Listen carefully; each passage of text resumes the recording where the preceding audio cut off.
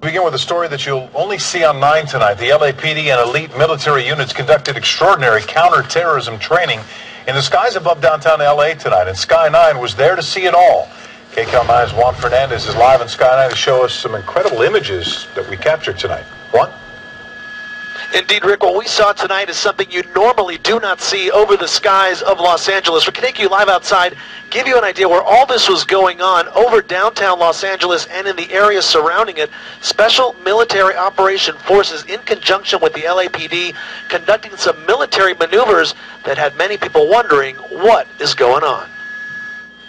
Dive, dive, dive, dive, dive, dive. Military maneuvers by Special Operation Forces in full swing over the skies of Los Angeles. Our cameras were there when a Black Hawk helicopter and 4 OH-6s, or Little Birds, flew over the city. Take a look. This is the U.S. Bank building where they hovered for a while before flying to their next target. 1 o'clock, very low. At one point, they made what appeared to be a drop-off at a park. Within seconds of landing, the helicopter was back in the air. Oh, this is full push. Then, while over the Staples Center, while the Lakers played inside, you can see someone on board sitting with his legs hanging off the side of the chopper. While the training is hush-hush, the L.A.P.D., which is assisting the military, says this is routine training with the focus on urban environments. The staging area tonight, Dodger Stadium. Chief Warrant Officer David Duran was a U.S. Army aviator for 12 years. He now flies Black Hawk helicopters for the National Guard in California. He says what we're seeing tonight could be a dry run for a future mission. They do a lot of mock-up training, but it's always best to get the closest terrain layout to what the objective is, wherever it could be, again, worldwide. Duran says the military picks environments based on what they might be facing in the near future. Another year and another opportunity for 2 great countries and 2 police forces to make a difference. For the second year in a row, the League City Police Department has hosted 9 police cadets from China's Zhejiang Police Academy. The cadets are required to complete 4 years of training, including a year-long internship at Sam Houston State University. As a part of their internship, the cadets spent a week with officers from the League City and Alvin police departments. League City was chosen to participate in the program for the 2nd year. Police Chief Mike Jez says it's a great opportunity for both League City officers and the Chinese students. So it's really exciting, I think, for our officers to have an influence on future policymakers and a national police agency that's certainly a world power. The program focuses on community policing, a practice that League City Police Department is known for. We wanted to make sure that we had communities that had strong histories of community-oriented policing, as well as communities that were where the police were trusted. As a part of the program, they also received arms training and did ride-alongs with League City police officers to experience community policing firsthand.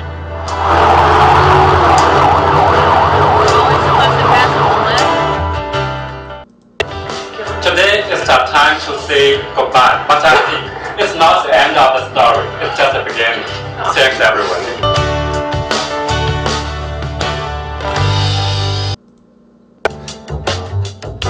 All right, well, we all know soldiers risk their lives on the front lines, but for the Chinese, preparing for the battlefield is apparently just as dangerous. Yeah, check out this death-defying game of hot potato, but that's no potato. The Chinese military is training with a live grenade. Oh. The soldiers managed to toss it into a sand pit and take cover just in time. Are you kidding me? Whoa, that's coordination.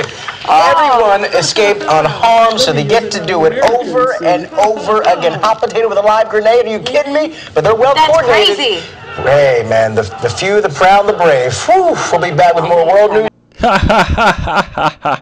Hey, big joke, everyone. Big joke until they're doing that here in America and blowing up patriots and stuff. Yeah, big friggin' joke. All right, yeah.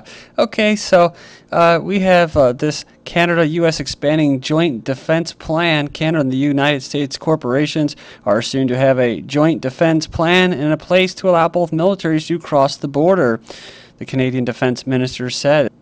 At the Ottawa meeting of the Permanent Joint Board on Defense Tuesday night, the combined defense plan, years in the making, was almost completely written by both countries. The plan describes the authorities and means by which 2 governments would approve homeland military operations in the event of a mutually agreed threat. I wonder who who deems that a threat, huh? And how our two militaries would collaborate and share information, just like the military and the CIA and the police, calling them fusion centers, having CIA in both L.A. police departments and now New York City admitted by CIA agents. So there you go. It's all about coordination, and that's why I say it's news, global government news for the North American Union. So that's why I'm presenting this. But we're not going to call it the North American Union. We're going to call it an agreement, NAFTA, and free trade and collaboration. U.S. security, here's some more collaboration. U.S. security contractors head to Mexico. That's right. So as the Mexican government is basically their drug cartels, like I've mentioned before, and all that money gets funneled through the actual DEA agents and federal agents. CIA doles it out in cities near you, but also what?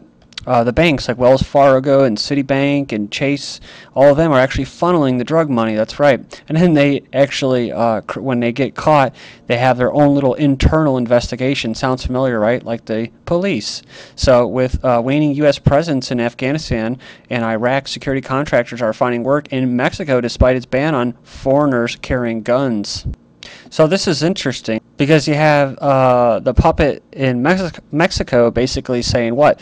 Oh, you U.S., bad U.S., you got to clamp down on your guns. You got to have gun laws because, we got all these drug stuff going on, drug crimes and stuff like that, the war on drugs. Well, I didn't declare a war on drugs. I never did. I was born into this policy, which what? It militarized the police, all in the name of war on drugs. Well, an active duty cop actually says the war on drugs is a war on people. That's right. An active duty police officer said, I did not get into law enforcement to destroy a person's future because the person had marijuana or a pill in their pocket. Why would you want to destroy that person's future and cause them great harm because of that? It's not worth it. Just to back up what I'm saying, because, I'm a crazy conspiracy theorist that isn't living in reality, and soon I'll probably have a pill or wireless frequencies pulsing at me to medicate me because of my disorder.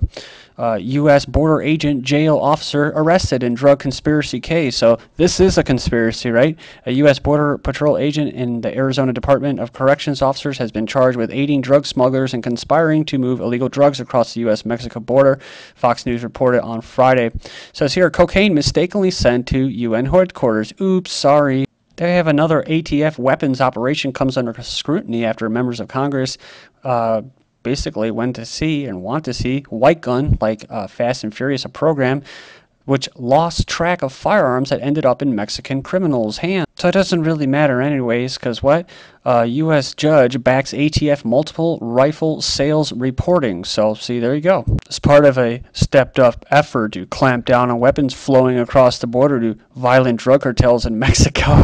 So they're running the guns, and they're dealing the drugs, and then they take away free citizens, or not free citizens, citizens with privileges that are good slaves and whatnot aren't allowed to defend themselves. And in Indiana, yeah, if they come in your house illegally without a warrant or anything, you don't have a right to defend yourself anymore. Yep, as of last year. So this is the home of the free, right?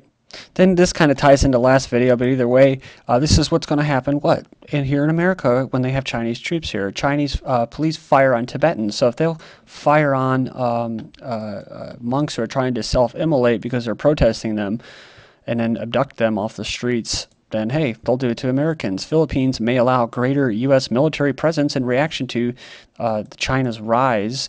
And then we have next, Chinese sub-fleet on high alert in the South China Sea. We have been ordered to be on standby so that we can take part in combat at any time.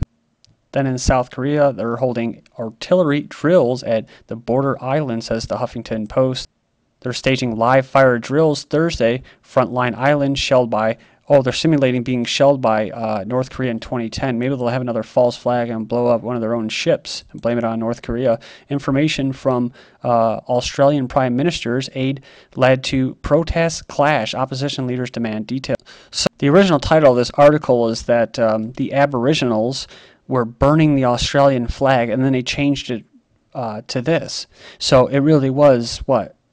It was their own security and information that they received from the security. Remember, we saw it in the video that actually set off that whole thing. So it was kind of their own fault. And then she lost her shoe and all that. And that guy sitting in that thing, he should have been like with Bush. He should have went like this and chucked it right at him. You know, right back at you. London 2012 Olympics tents banned to stop Occupy protest camps. So they're banning tents for the upcoming false flag stage alien invasion, where they're going to be allowed to build up space weapons, just like Newt Gingrich was just talking about. Why do you think he's mentioning that, guys? Occupy protesters barred from camping in D.C. parks. So the Occupy protesters have been barred from camping in Washington, D.C.'s park. That's recently as well. This is from last year. Student protests may be banned altogether if violence continues. So there you go. That's coming from your local friendly police officer. Then we have Air Force's top brain wants a social radar to see into the hearts and minds. And I'm not going to read that, but chief scientists of the Air Force are basically trying to peer into people's souls and forecast wars before they erupt. Finishing up, is part of a broader Pentagon effort to master the societal and cultural elements of war. A society totally engineered, right, by our master. England riots, government mulls social media controls, government exploring whether to turn off social networks or stop people texting during times of social unrest, like i.e.